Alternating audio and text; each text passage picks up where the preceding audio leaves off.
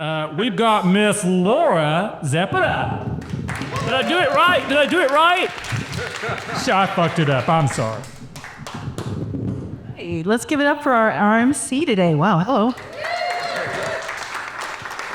All right, and the birthday boy, good for you. A producer, that's nice. I would make a casting couch joke, but it looks like J.D. Vance over here beat me to it. So my name is Laura Z, but you can call me Captain AFAB. That's what you get when you cross an English major and a comic. Moby Dick jokes. AFAB is for fabulous, of course. It also means assigned female at birth. I'm non-binary, so I prefer uterine American. That sounds like someone with rights. Yeah. Actually, I identify as whatever pisses off the tidy whiteys this week. What you see is what you get, folks. Welcome to the angry blue-haired feminist portion of the show. Yeah. The good news for me is I check so many woke boxes that if you guys don't laugh, this still counts as a TED Talk. So I'm non-binary. I use they, them pronouns. If you have a hard time using they, them as a singular, just think of it as me and the chip on my shoulder. Being non-binary is great. I can have a hot rack and a dad bod at the same time. Yeah. If you're struggling with non-binary, that's okay. I know you've got a lot of new genders flying at you right now. Just think about it like this. Inside me are two genders, and both of them are queer. On a good day, I'm just three genders in a trench coat, you know? Why be male or female when you could be a third, more confusing thing? So, speaking of being confusing, I'm bisexual, but men are grounded. They know what they did. Don't get me wrong, I love men. I just don't think it's ethical for me to keep one as a pet.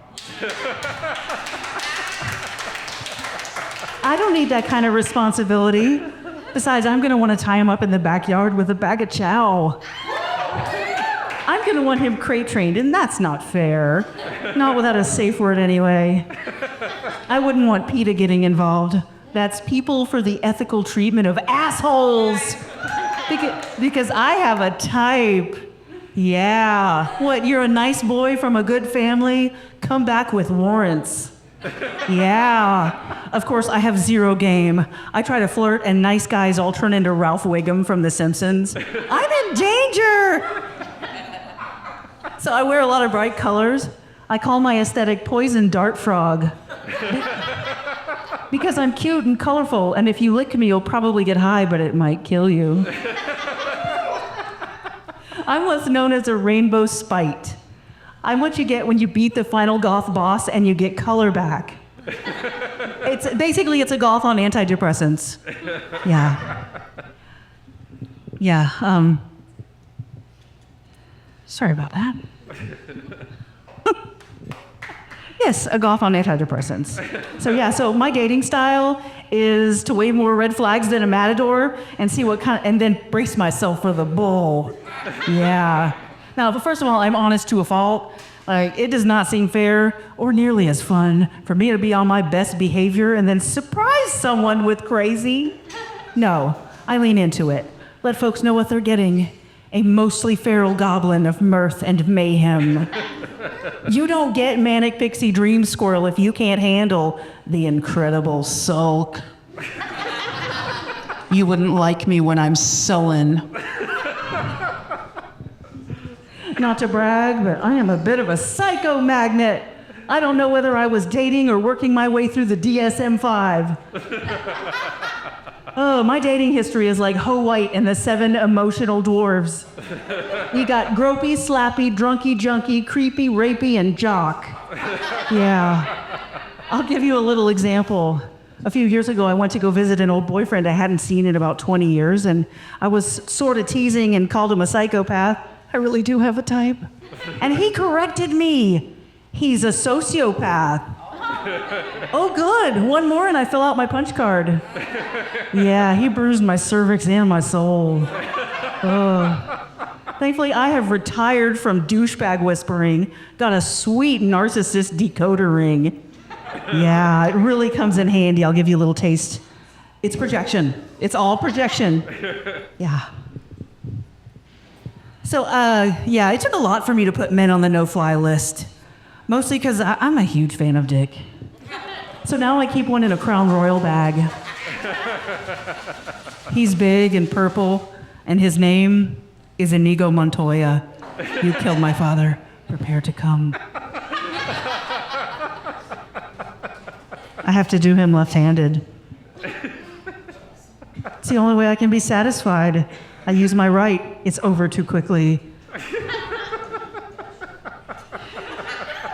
Actually, I decided that Inigo Montoya is a bit much, so I turned him into a prop, and I wrote, "This machine kills incels" on it. You can tell that Inigo Montoya was still in the business of revenge. You want to hear a joke about threesomes? Yeah. You know what I call a threesome with two women? Dinner and a show. You know what I call a threesome with two men? Work. Speaking of work, I have a really hard job. I work in a psych ward for children. Ooh. Yeah, it's not so bad though. It's like a starter psych ward. Like if Play School had a My First Looney Bin playset, like it's like a really bad summer camp. It's bummer camp. Yeah, it gets a little hard sometimes too. A couple of weeks ago, I kept making kids cry. I mean, they're suicidal, so it's not hard. You know, mostly I teach kids how to deal with difficult emotions and help shift perspectives a little bit. You know, none of us can control all the stupid bullshit that happens to us, but we can control our attitudes and our outlook. I have to do it all the time myself. You know, like, I don't have to make children cry. I get to make children cry. Hashtag blessed. It is all about gratitude, you guys. I wasn't always in the business of making children cry. I used to work in an abortion clinic. Yeah, the Supreme Court put an end to that, and I thought, why not give comedy a shot? I love abortion jokes. They combine two of my favorite things, bodily autonomy and shit I shouldn't joke about. That used to be funnier. It is now against the law to go unfuck yourself in the state of Tennessee. Never thought I'd be so glad to be gay and starting menopause, but here we are.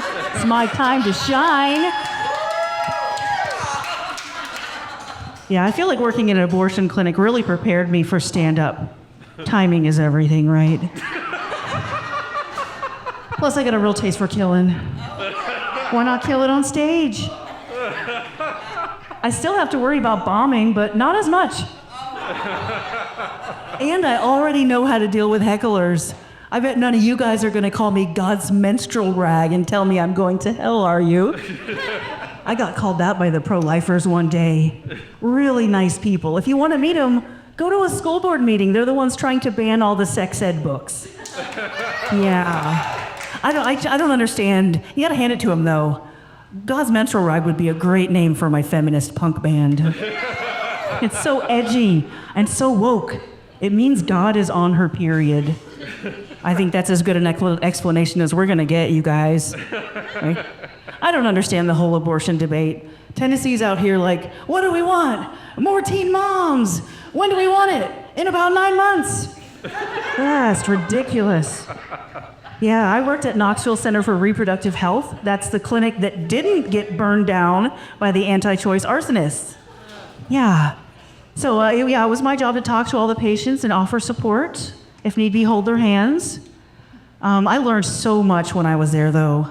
One day, the older doc, who was about 80, turns to the medical student and says, back when I was a young OBGYN in rural areas, I would often come across an older woman with a small potato in the vagina. What? And the med student goes, oh yeah.